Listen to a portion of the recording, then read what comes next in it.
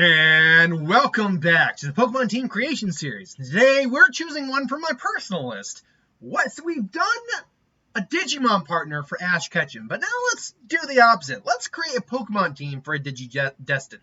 Specifically starting out with the one who's usually depicted as the leader, Tai, what was his name again? Something?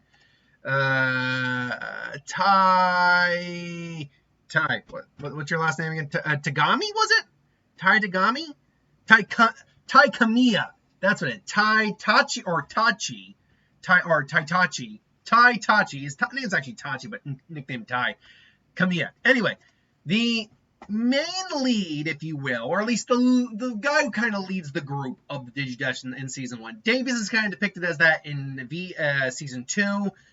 I can't remember Season 3's, the Tamers one. But the character with Agumon as his partner is kind of depicted there. The one who turns into Agumon is depicted that in Season 4. Granted, and again, I can't remember Season 5 as well. But yeah, either way, I haven't watched newer seasons of Digimon past, say, Season 5. And even in Season 5, I didn't watch all of Season 5.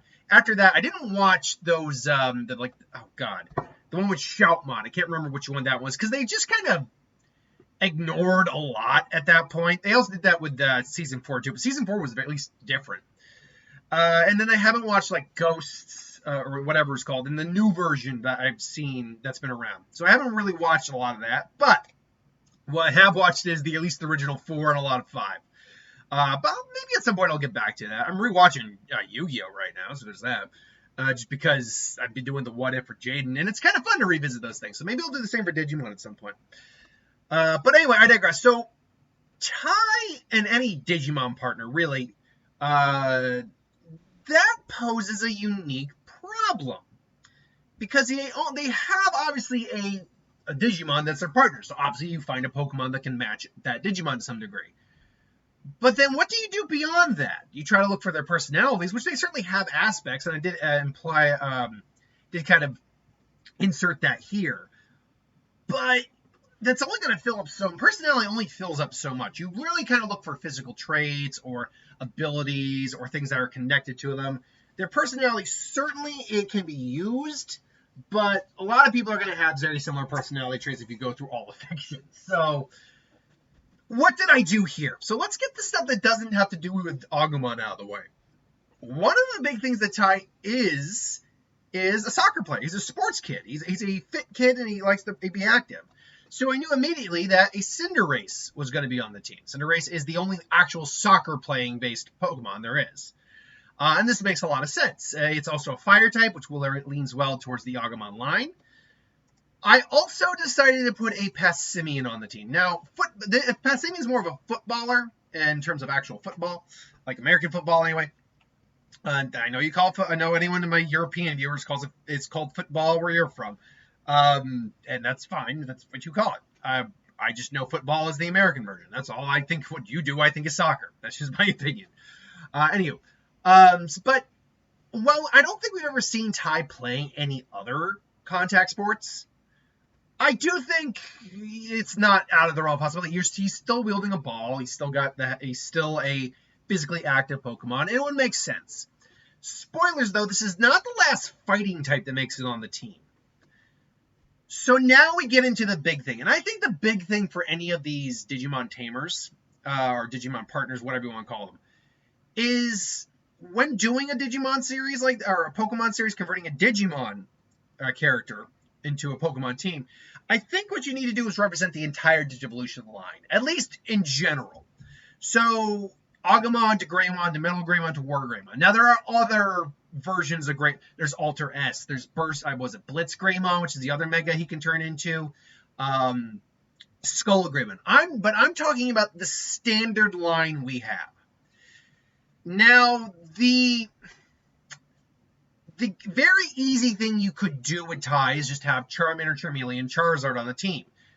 Agumon, Charmeleon, Agumon, Greymon, and why am I blanking? Greymon, Metal Greymon. it to represent, and you have those three to represent that. And then something to represent War Greymon. First off, while I'm not saying something on there didn't make it on here, I feel like that's a cop-out. Because, I'll be honest, Agumon doesn't actually translate well into the Charmander line. Because Charmander is based on a little salamander dragon thing. So is Charmeleon, and Charizard is clearly based on a dragon. But the Agumon line, despite how they might look occasionally, particularly like War Greymon, aren't dragons. They're little dinosaur reptiles. Particularly they're a dinosaur line. They're a fire-based dinosaur line, and they certainly have some draconic features to them, but they're not dragons. And if anything, War Greymon actually has weapons that are specifically designed to kill dragon-type Digimon. So, but because they are still reptilian in nature and fire types, I still leaned into some draconic influence. Not everything I'm about to bring out here is going to be a dragon, but I still think it works. So let's start with Agumon. Design-wise, I just don't like Charmander for that pick. Agumon is this little yellow dinosaur with he does have a tail. It's a little stubby tail, but he does have a tail. He's a lot more humanoid looking. But he's also a first stage rookie level Digimon. So I knew I needed something that's just like a first stage. And luckily, thanks to Scarlet and Violet, we got best boy ever, Fuecoco. Honestly, I do think, while the Crocolore line or Crocolore evolution does look a little weird. It's got a sombrero nest on its head. It's a nest thing, but it looks like a sombrero. No one's going to argue that. It is a little awkward. I do think when you go from Fuecoco to that, it's the best line overall. Although I think both the other two are more, you can see where the line's going from the beginning to the end a lot easier. It's a bit of a drastic bump when you go to Crocolore to Skeledirge. I do think Skeledirge, and a lot of people I think agree with it, that Skeledirge kind of is the best evolution of the bunch. It was the first time ever playing a Pokemon game that I did not choose the grass starter, because it was the Godfather. It's like, look what they did to my boy. I hated what they did to Sprigatito's evolution. Why can't we have something that isn't humanoid? We got Skeledirge. That's a win. Why can't we why can't the entirety, because guess what? Gen 1, none of those things are humanoid. Yeah, they stood on 2 feet, but they were not humanoid. Gen 2, same thing. Gen 3 is when it started to a certain degree, but even then, they're mostly pretty well liked. And I'll even say Gen 4 went that way too. In fact, Gen 5, it wasn't until we got finally, because up through all those evolutionary lines, there's still something that's at least mildly bipedal or mildly quadrupedal, something like that. That's what I meant to say. But it's not until you hit Gen 6 where it's like, okay, now they're all standing upright and all humanoid, even though you started on all fours, 2 of you. Okay, well, let's just go into, okay, no, both of you were standing upright and you got a tail, but you're still pretty much would have been standing upright. Well, let's go to Gen 8 and you're all standing. What the hell, people? It doesn't all have to be humanoid. You can be badass and awesome and still on all fours. I digress. So, I think design-wise, even though he's a little alligator, he looks, nothing even comes close to looking like Agumon. But that's a closer look to Agumon with Fuecoco. And from what we see depicted, he's a bit closer in personality, at least the Fuecocos we've seen, to Agumon too. At least the Agumon Tai had. So, yeah, Fuecoco, I think, makes sense. Well, what about its next form? Greymon! Greymon was always a favorite of mine. I do like Greymon because I like dinosaurs and reptiles and all that stuff. Greymon basically kind of being this theropod, T-Rex kind of. He's not a T-Rex. Tyrannomon's actually technically more T-Rex than he is based on his name. But, Alice T-Rex answer with a helmet on his head kind of thing. How do you go and translate that into a Pokemon? Well, looking through all of them, I decided to go with the actual T-Rex, Tyrantrum. Tyrantrum being kind of, he's about as close to a Greymon in design as you're going to get. Beyond that, though, he can learn Fire-type moves. And that's one of the big things I wanted to keep on this entire team, at least when it came to the stuff that represented Agumon's Digivolution line, is Pokemon that could learn Fire moves, because Agumon is a Fire-type Digimon. or at least he has the fire attribute. They are fire. They're weak to earth types. So yeah, so I like Tyrantrum to represent Agumon, or Greymon. It's a pretty powerful mon. I believe it's got a base stat total of 522 or 512, something like that. So it's above average. In fact, once you hit 500, you're now getting to base stat totals that are solid, that are usable. Unless they have, I mean, other mon are usable below that. They just usually need to be designed well. But if you're looking for like powerful, attackers or all that, Tyrantrum, there you go. But then what do you do for Metal Greymon? Because Metal Greymon is a cyborg. And I was looking through everything, even like I was trying to look through like the Paradox Mon, because like all the iron options are metal, but none of them really worked. And plus, Greymon's only partly metal. So even if I did find something that kind of worked, he's not. By the way, side note, I realized I should have done Iron Thorns last week for the Dragon Zord, not Tyranitar, but that's whatever. That's hindsight. So what does Greymon bring to the table that the other two don't? Well, I think actually the big thing to bring into the table is the fact that he can fly. He has wings and can fly now. So, okay, now I can look towards a fire-type Pokemon that has wings, flies. Sadly, there's still nothing that really represents the mechanization of Metal Greymon. So, what I ultimately went with, Charizard X. It's a dragon type, which, if you want to lean towards the more draconic stuff, is fine. It's also a Mega Digimon, so it's very powerful, representing the scaling that we would get on all of these. Fuecoco is a base stat. Tyrantrum is a very powerful Pokemon, to be sure. But Charizard X is another step entirely. In fact, one second there. Is it stronger than the last Mon I have on the team? The Mon that represents War Greymon. I'm getting the stats up right now. Just want to double check on that real quick. Let's find out, shall we? So let's see. There's Charizard. Get in. Anyway. So there's the Mega Evolution, Mega Charizard. Let's see. How strong is Mega Charizard? I mean, Mega Charizard X and Mega Charizard Y have the same same base stat total overall once they fully evolve. It's just that they have it distributed in different spots. So yeah, why was the special attacker, and X was the X going to give it to.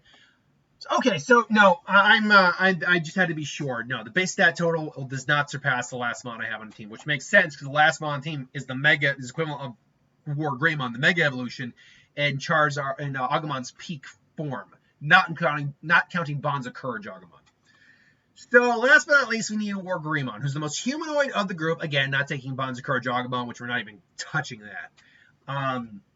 But who's the most humanoid of the group, is the most draconic of the group, has weapons designed for killing dragons, but is also covered in armor, capable of flight. That's a tricky one to do. That is a really tricky Mon to kind of pull off. Mon, Pokemon-wise, anyway. Because there is nothing that is like War Greymon in the Pokemon world to date, unless you decide to use one of the skins in Pokemon Infinite Fusion. So, what did I go with? Well, I felt something reptilian still worked. Okay, so let's stick with reptilian. Most dragons are reptilian. There aren't a lot of other reptiles I can really lean on. None of the crocodile types are going to work on that. So I got to lean towards reptilian. All right. Something with a fighting type probably would work. Because now we're talking about a Mon who, because War Greymon is the most physically oriented of them. He has his Terra Force, which is the giant F-off Spirit Bomb of Death. But he is mostly physically the most physically inclined to them, because his weapons, in particular dragons, the Draymon destroyers, are like gauntlets. He has to get in close. I ultimately went with a guy who I don't think I've actually put on the list yet, Koraidon. Koraidon, I think, fits the bill on here. He is a legendary Pokemon, so he is the strongest of this group. He's a fighting dragon type. Technically speaking, he has modes of travel, which allows him to fly, so that can work, even though he can't really do that when he's actually fighting. And most importantly, and this was the most important, he can learn a But despite being a dragon fighting type, he can learn a hell of a lot of fire type moves. Hell, one of my go-to things was using his Orichalcum Pulse and just charging up a Solar Beam and using a Solar Beam. If it wasn't for the fact that Solar Blade, he could not learn Solar Blade, I would have just done that instead. But he can't learn Solar Blade, so I'm like, crap. All right, I guess I gotta use the Solar Beam instead. Which he has still okay special attack. He's just a physical attacker mostly. But yeah, it's kind of nuts how powerful Koraidon actually is. He is just a stronger Komodo with the ability to learn more attacks. And that's perfectly fine. So, yeah, I thought this mostly worked. In fact, honestly, Koraidon, if you just altered him a bit more, edged him up a bit, could easily be a Digimon. It's notable that within later generations, the design mechanics for certain Pokemon definitely have been taking, I think, a little bit more inspiration from Digimon.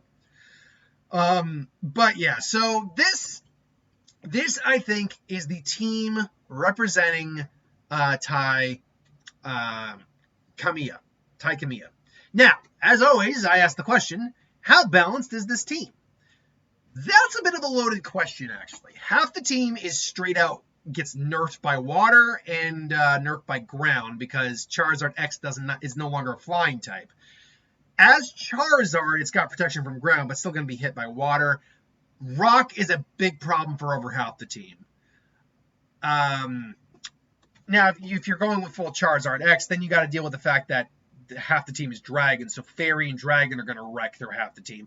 And don't forget the fighting type on Passimian. So Fairies are actually going to be a bane on this team. And Fairies, I believe, are actually resistant to fire to some degree. Now, that said, however, you still have 3 dragons, 3 very powerful dragons on the team. Charizard's strong in its own right, even if you don't turn it into Charizard X. Fuecoco, if it were ever to be fully evolved, will be a fire ghost type, which could help mitigate at least some of the weaknesses, but not even really, because then that just allows a whole bunch of new weaknesses. Except for Charizard in base form being a flying type, there are no immunities on this team. And as I said, between ground, rock, fairy, and water, this team's actually going to have some problems. Now, granted, it's got a lot of heavy hitters on the team, so that does help even it out. But like I always say, I don't make these teams to be balanced. I make these teams to try to be accurate towards the character. So this is the team I would have created for Tai Kamiya. Let me know in the comments below what you would have done differently if you would do anything differently. And thanks for watching. I hope you enjoyed. Like, comment, share, subscribe. See you folks next time. I got some box office to talk about.